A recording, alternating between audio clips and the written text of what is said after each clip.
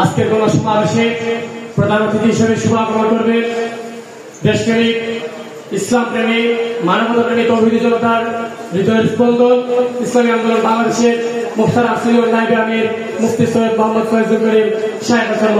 প্রিয় উপস্থিতি, সময় সংক্ষিপ্ত, আলোচনা অল্প। আমরা 1971 সালে সংগ্রাম করেছিলাম বৈষম্য দূর করার জন্য। তখন আমাদের সাথে পাকিস্তানি বাহিনী বৈষম্য করেছিল। তাদের বৈষম্য থেকে আমাদেরকে, আমাদের এই দেশের মানুষকে রক্ষা করার জন্য বাংলার দামাল দেখেছি।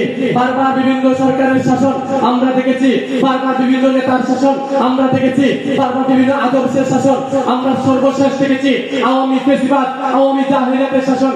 আমরা 16 বছর এক জেলের মধ্যে তারা উত্তর থেকে তাদের বিরুদ্ধে রাস্তায় নেমে রক্ত দিয়ে, জীবন দিয়ে সংগ্রাম করে আওয়ামী জাহিলিয়াত থেকে এই দেশকে মুক্ত করেছি। এবং আওয়ামী জাহিলিয়াত থেকে এই দেশকে মুক্ত করে আমরা ভেবেছিলাম হয়তো এখানে দেশের মানুষ বৈষম্য মুক্ত হবে, হয়তো এদেশের মানুষ সাম্য, মানবিক মর্যাদা, সামাজিক ন্যায় বিচার পেয়ে পাবে।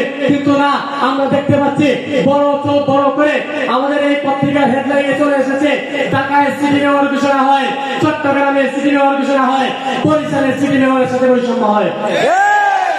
এটা কি সব ভুল বললাম?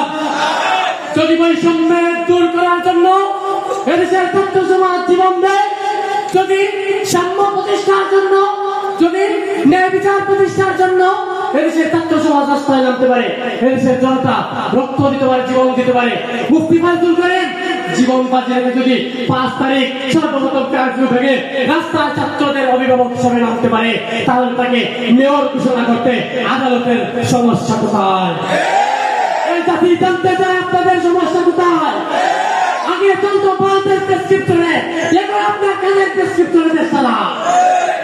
যদি এদেশের উলামায়ে কেরামের সাথে বৈষম্য হয়, যদি এদেশের মাদ্রাসা শিক্ষার্থীদের সাথে বৈষম্য হয়, যদি এদেশের রাজনৈতিক, ইসলামী রাজনৈতিক লিডারদের সাথে বৈষম্য হয়, মনে রাখবেন সংগ্রাম আরেকবার হবে।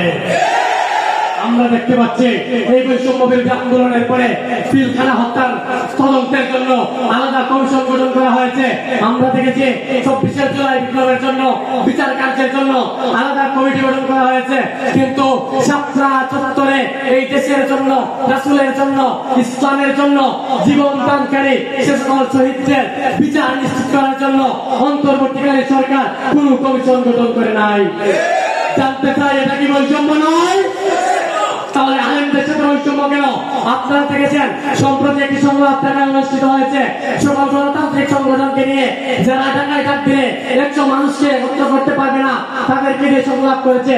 কিন্তু যে পীর সাহেব চরমোনাই ইসলামী আন্দোলন বাংলাদেশ 1 ঘন্টার আলটিমেটাম দিলে লক্ষ লক্ষ টাকা রাস্তায় নেমে আসে আমাদেরকে মাইনাস করেছে। জানতে চাই ডক্টর আসিফ নজরুল, আপনি দেশের আইন উপদেষ্টা, আপনি এই বৈষম্যমূলক এই সংলাপে কিভাবে অংশগ্রহণ করলেন? নাকি আপনারাই এদেশ থেকে, এদেশের অধিকার থেকে উলামায়ে কেরামকে, ইসলামী দলকে বিভাগ করে রাখছেন? আমরা জানতে চাই। পরিশেষে বলতে চাই, যদি লড়াই আবার লাগে, যদি লড়াই আবার হয়, সেই লড়াই হবে ইসলামের। যদি লড়াই আবার হয়, সেই লড়াই হবে মুসলমানের। সেই লড়াই কোরআন বিজয় হবে ইনশাআল্লাহ। বিশ্বের চরমের নেতৃত্বে আন্দোলন সংগ্রামের জন্য প্রস্তুত আছি ইনশাআল্লাহ। আসসালামু আলাইকুম ওয়া রাহমাতুল্লাহ।